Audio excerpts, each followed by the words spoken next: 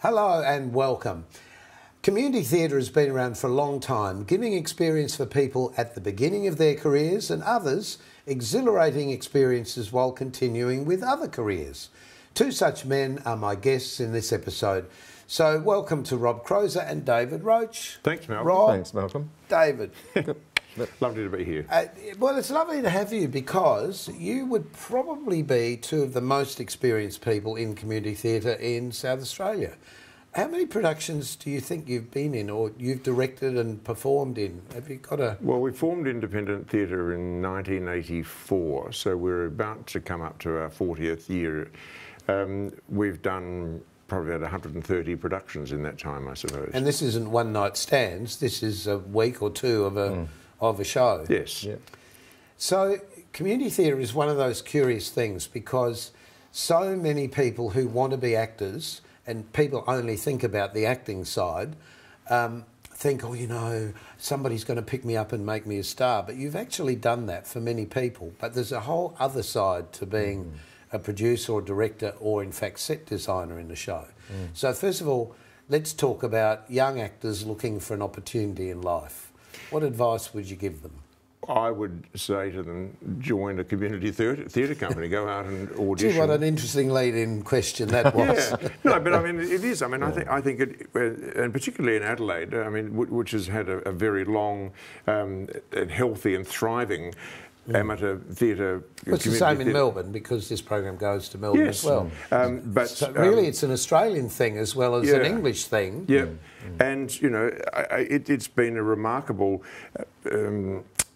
testing ground for young actors to gain skills, work out whether it's something that they want to do as their full-time job and go off and do some training, or be content, as we have both been, doing other jobs during the daytime and devoting all our spare time to theatre. Well, it's not only a hobby, it's a passion, really. It is. But David, for you, you're also set designer for many of the productions. Yeah, well, set builder, really. Rob and I work together on the designs of things. Sometimes I design things completely by myself, but no, mostly we work together.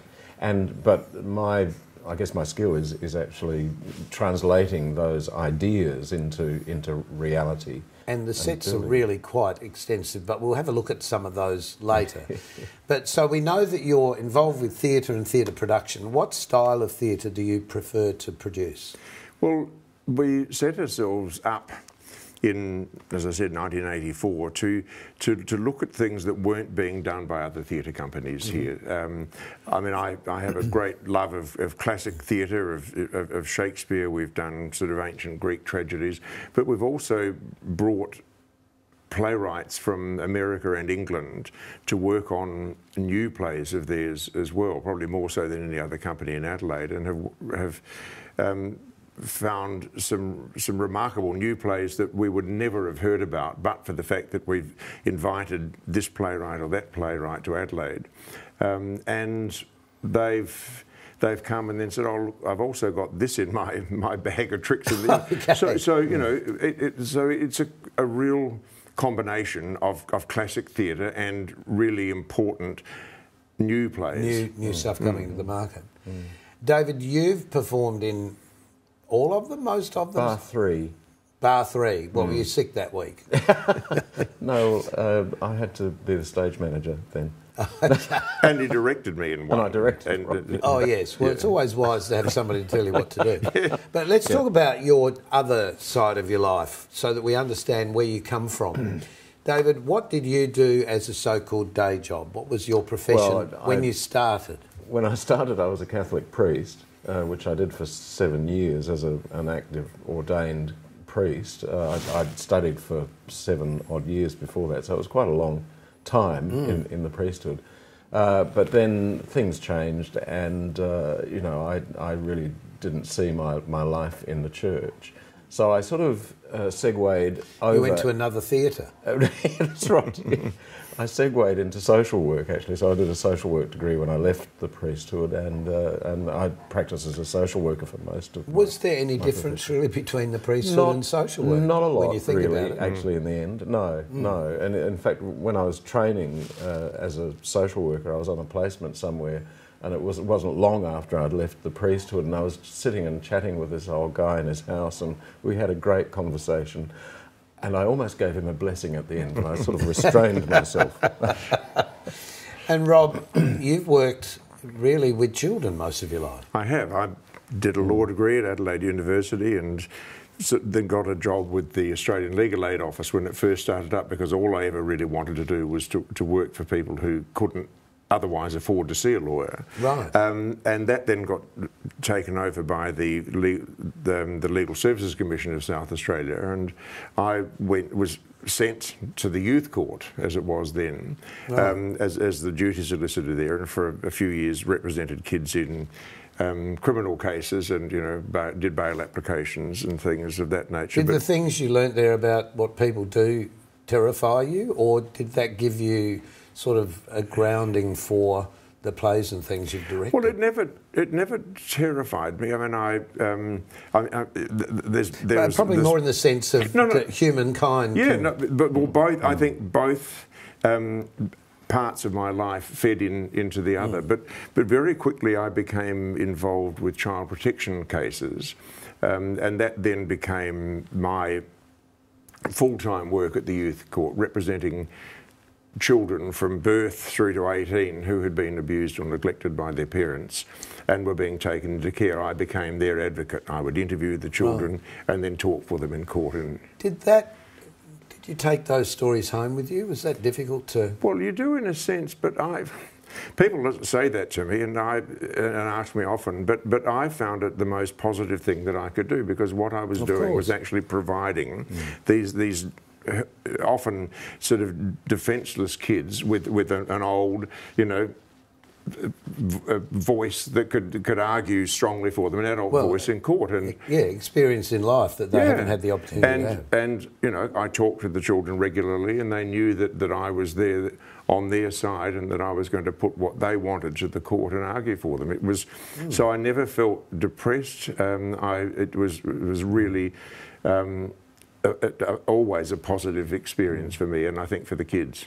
And for Rob, it was a generational thing, because he worked there for 35 years, so he was actually dealing with generations of people that he'd worked with. And he was actually, for all those years, the constant in a lot of people's lives, which is just so important. Because social workers change, teachers change, but I was the one person that they could, over a number of years, if they came back, I remember you, Rob, and you know my story, and it was. And did their children? Did you end up in some instances with And what was really interesting in those cases, what I would say to the parents, I represented you when you were a child. I'm very happy to get another lawyer so that there's no conflict of interest. And they would say to me invariably, no, you looked after me wonderfully, and I would rather have you look after my child, even though they understood that I may not agree with what they were saying, but they knew that their children would have somebody who would argue for them. Isn't it extraordinary that we need this in life, though? But I guess we do. We certainly do. It is, yeah. And for both of you, those experiences, how have they affected the way that you address the plays and things that you've produced? Do you feel it's had an effect on you? Yeah, well, it's a sharing of experience. You see what's happening in your life, and you see what's happening in your work, and you relate that to what is happening in a play, in a story, and it gives it a sense of reality, I think, which is so important. And an understanding of human behaviour and the way. Well, really, that's what all the stories are, aren't they? Yeah. Because when you're watching when you're genuinely watching a piece of live theatre, you're breathing the same air, you're in the same space. You feel like you're part of the action that's going on. Yeah. And I just need to tell you that Rob actually won an award for his work, an Australian award for child protection, actually, a few years ago. You didn't tell me that. Well, he doesn't say. Isn't it handy to have a partner that can tell you that? Well, it's a husband. Well, I was about to say, and that's the next part of the story. Yeah. You gave up the priesthood, more or less, when you met Rob. Yeah, well, yeah, it sort of happened, contemporaneously, but it wasn't necessarily the cause, but it was. And so you've been together for how long? 44, 45. When we were married... well, that was my next question. Hang on, you're moving ahead too fast. We had been together for 40 years. Right. So what did marriage then mean to you when it finally happened? Well, it's an interesting question. Sorry, can I just qualify? Yeah. What do you call... Because people are using the expression gay marriage, but it's marriage. It's marriage. Absolutely. Absolutely is, yeah. We're two people who love each other. Yes, so you got married. Yeah. So what did that actually mean to you, that you could actually do that, because you weren't 20-year-old men at the time? No. I think what it meant for us is, and we'd sort of not really thought seriously about getting married for many years because we knew we couldn't. And people often said, why don't you go overseas like a lot of other people did and get married? Or we said we didn't want to do that. But what this gave us the opportunity to do was to actually recognise the love and support that we give each other, but also the love and support that all our friends and family over all the years that we've been together have given us. And that was we just. Well, people can't imagine one without the other. Is the truth. No. Yeah. And also just literally to have our country say to us, we now acknowledge your marriage as equal to other people's, and it was important to us. I mean, lots of people said, "But you've been together for 40 years. Why worry? You've been married in effect." But it was really important to actually know that our country recognised the validity of our relationship along with others. I get that. Yeah. I absolutely get that. And we'll be back to talk to these two lovely gentlemen in just a tick.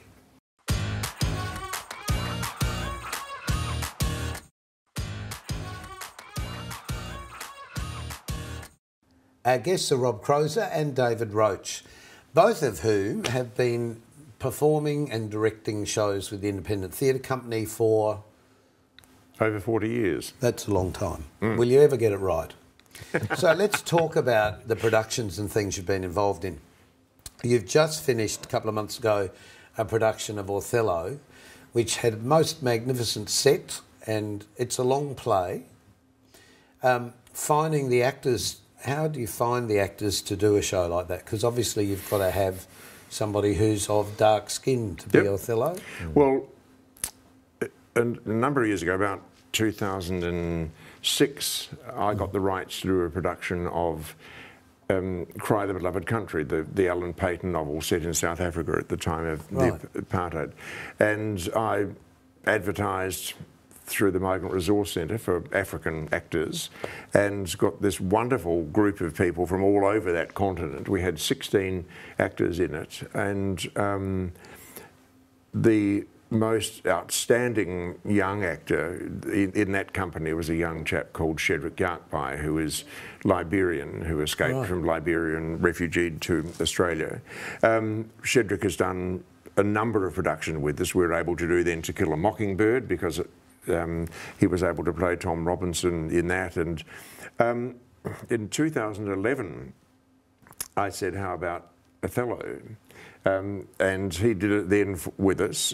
He was then 29, which is sort of a bit young for the role, but was magnificent in the role. This was from Kill a Mockingbird? To Kill a Mockingbird, yes. And with David as Atticus Finch. And then Shedrick turned 40 at the end of last year, and I said, what do you reckon about doing Othello again? And he was up for it, and of course had another 11 years of maturity and experience also of working with us in lots of plays. And as you saw, I mean, it's just magnificent and extraordinary. Well, I mean, that's an interesting thing in the sense that you've got to find the right actor for the piece, and you're about to produce Amadeus, Yep. which is coming up in a few weeks. In a few weeks, Yeah. yes.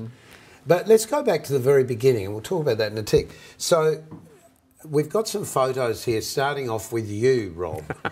Do you remember what the show was? It was the one that I've got here is the importance of being earnest. Yeah, which, you're obviously the one on the left. yeah, with the wonderful Audrey Stern playing Lady Bracknell. So I was Algernon in that. And with, Did you see yourself as an actor or as a director at I this used point? to see myself as an actor, Right. but I ended up Director. directing by default.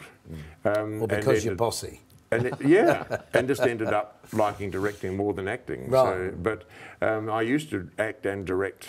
And in this next shot, who are you there? Well, it's the same play. That's play. Algernon Oh, and okay. Moncrief in the importance. Oh, okay. You look quite different in that shot. I used to have to tong my hair every night because there are lines in this scene about his hair curling naturally and with other people, with the help from others. So It's great looking at these old shots because it really does show the breadth of what you've done. Now, where was this play and what was it? well, it's a set that David built. So David can explain. Oh, it was The Cripple of Inish Man by Martin McDonough, and we did that in the Playhouse, actually. We did it Here in the Adelaide Festival Centre? The Festival Centre, yeah. Yeah. Yeah, so it was this wonderful, beautiful play. And a marvellous set.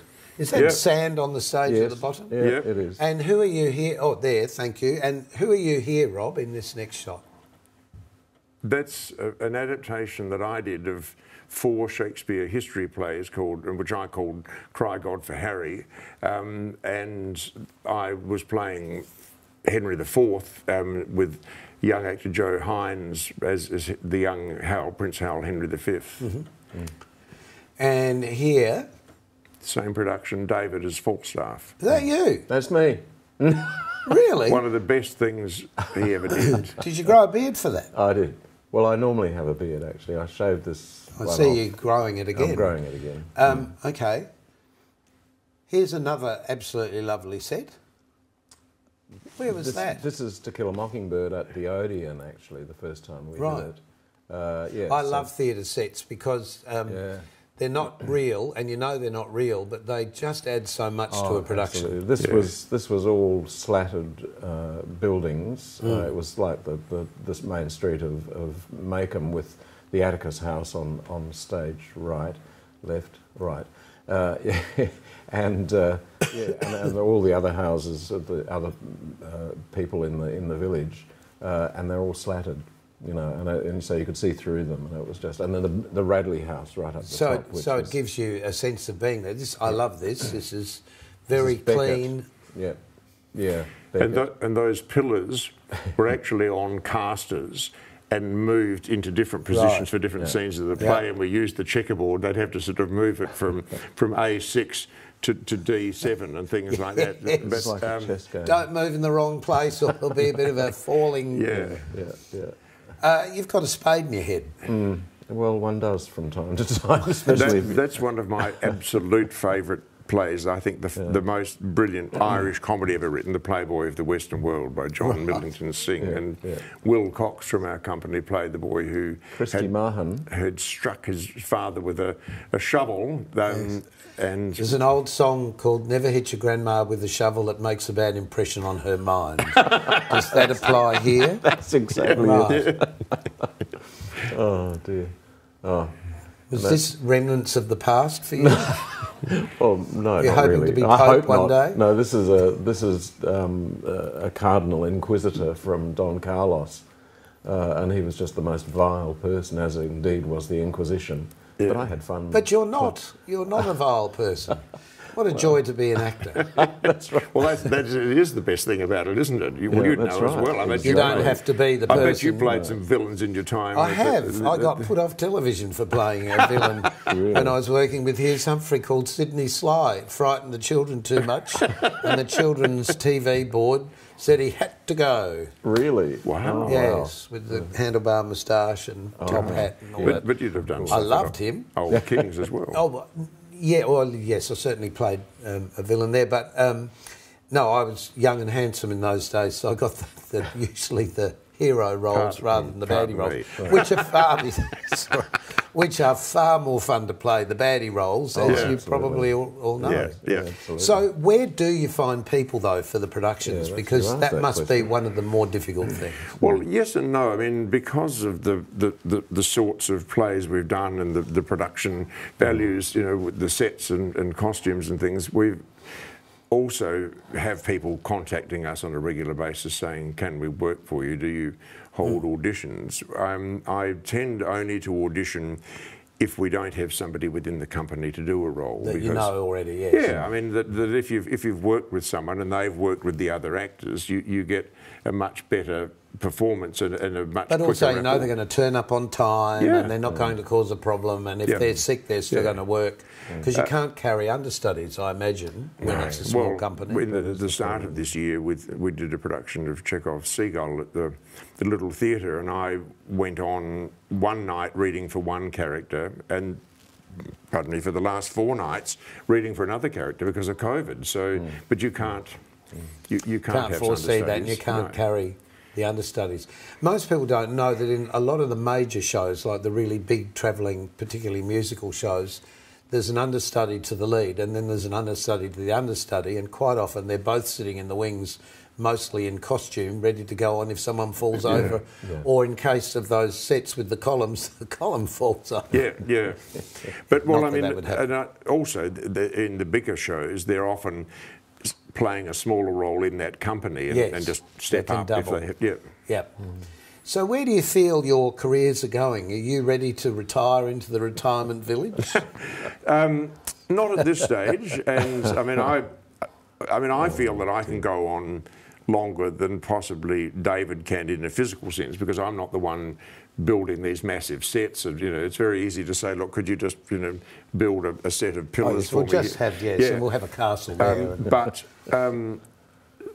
you know, at some stage we will need to face that question, because, you know, neither of us is getting any younger. Well, where do old theatricals go? That's the thing, because nobody wants to stop. No, really. No, that's true. And let's be honest, you've both retired from your professions as such, although I'm now doing some part-time work on the tribunal in the city, a couple of mornings a week now, which is good because it keeps the legal brain working along as well. Yes, but the reality is, by working on these productions constantly, I remember you told me once you sit up in bed at night reading plays, which I've got a picture of Morecambe and Wise, the two comedians, with Ernie Wise writing another play, what he wrote. Yeah. I'm thinking, what do you think of this play, what I just read? Yeah. But and you know, I can't conceive of a time when I will stop reading plays. Yeah, well, hang on. We've got to stop for a moment for a quick commercial break, and we'll be back in a tick.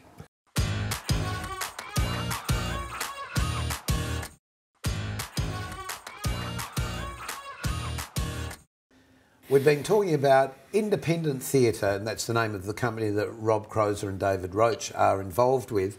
But you're involved also with a lot of other people, because there's a board, isn't there, that sort of looks after the management of the theatre company. There is, slightly diminished at the moment because of COVID, but yes, there is still a board, and we're an incorporated association, and have to have a treasurer and yes. Well, because show business is still a business, and it's got to pay its bills at the end of the day. It does, absolutely, and we've been lucky that we've been able to do that at the standard that we do it as well. Yes, and the standard is very high. As many people have said to me, the company is virtually like a state theatre company because it's so professional in its attitude. So now you're working on Amadeus that's coming up. Yes. Has that been a bit of an ask to find the people for that? Well, no, not really. I mean, we actually did it as just a one afternoon stage play reading at Eucharia at Mount Barker about 3 years ago. Right. And I mean, I did all the music recording for that, all the Mozart recording myself, and I thought, this is a waste. I mean, I loved the play, and I'd love to do a full production and have all of that. So we're using some of the same characters. David is playing Salieri in it, and Ben Francis, a local sort of actor musician, and I know Ben very well. The 64 founder is playing Mozart in it. So yeah, into rehearsal for that, and opening shortly at Star Theatres. Yes, well, I hope you have a great season with that, because it'll be another interesting piece. And you're building the set, madly finishing it off. Yes, well, I'm yes, not. he says, I'm put out- restricting him a bit because playing such a large role, I said, if you want to play this role, you've got to get other Somebody people else has got to do build the set. I because- understand. Yeah. It's been lovely talking to you both. Congratulations for Our pleasure entirely. but for entertaining and providing an opportunity for people to see plays that probably wouldn't be produced anywhere else in the country. And that's our time on Our Time. So until next time, keep yourself nice till then. See ya.